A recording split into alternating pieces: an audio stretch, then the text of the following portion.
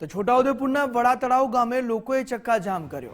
બોડેલીથી કવાંટ માર્ગ પર મસમોટા ખાડા પડી જતા હાલાકી સર્જાઈ છે।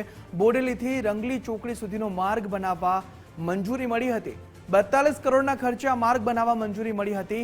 સાંસદ અને ધારાસભ્યોએ 6 માસ પહેલા ખાતમુહૂર્ત કર્યું અને હાઈવે 56 નો વાહન વ્યવહાર આ માર્ગ પર ડાયવર્ટ કરાયો છે। ભારે વાહનોની અવરજવર થતા માર્ગ પર અસંખ્ય ખાડા પડ્યા છે। રસ્તા પર બેસી રાહદારીઓએ રામધૂન બોલાવીને પોતાનો વિરોધ નોંધાવ્યો છે। આ ચક્કાજામને લઈ 2 થી 3 કિલોમીટર સુધી વાહનોની કતારો લાગી ગઈ હતી। અધિકારીઓ સ્થળ પર નહીં પહોંચે ત્યાં સુધી વિરોધની ચીમકી ઉચ્ચારવામાં આવી છે। આજે અમે વડા તળાવ ચોકડી ખાતે રસ્તા રોકો આંદોલન ચક્કાજામનું અમે આયોજન કર્યું છે।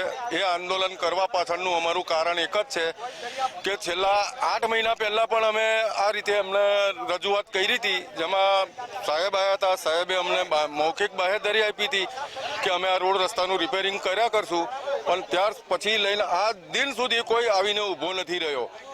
ખાડા એટલા બધા પડી ગયા છે, એની અંદર છૂટા પથરા નાખે છે, માટી નાખે છે। એ માટી ઉડવાથી દોરે દિવસે રસ્તા ઉપર જવું હોય ને તોય માણસને અંધારા જેવું દેખાય છે।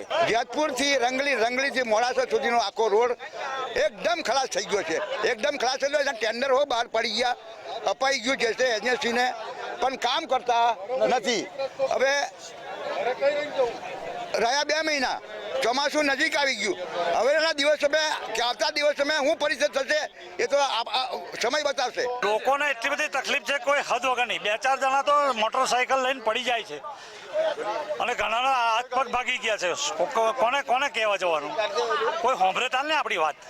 એટલે ખાસ સરકારને મારી ખાસ વિનંતી છે, ધારાસભ્ય, સંસદ સભ્ય, અધિકારીઓ તાત્કાલિક આના ખાડા ડામરથી પૂરી ચોકડીથી કવાંટ સુધીનો આ સ્ટેટ હાઈવે છેલ્લા 3 વર્ષથી કન્ડમ થઈ ગયો છે।